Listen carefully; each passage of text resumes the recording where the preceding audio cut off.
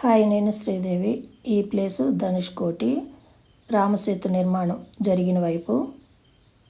జరిగిన వైపు సముద్రం చాలా ప్రశాంతంగా ఉంటుంది. రోడ్డుకి అవతల వైపు సముద్రము అలలతో ఉంటుంది. ఇక్కడ ఈ ప్రత్యేకమైన విశేషం ఇది.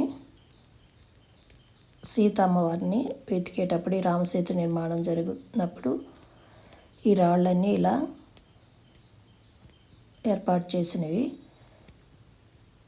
ఈ సైడు సముద్రం చాలా ప్రశాంతంగా ఉంటుంది. రోడ్డుకి అటు సైడు ఇది మధ్యలో రోడ్డు ఉంటుంది. రోడ్డుకి ఇటు సైడు ఈ రామసేతు నిర్మాణం ఉంది. ఇటు సైడు ఇలా అలలతో సముద్రం ఉంటుంది. ఇది ప్రత్యక్షంగా చూస్తే కానీ మనకి తెలుస్తుంది. రెండో సైడు ఎక్కువ అలలు వస్తున్నాయి. రామసేతు నిర్మాణం ఉన్న వైపు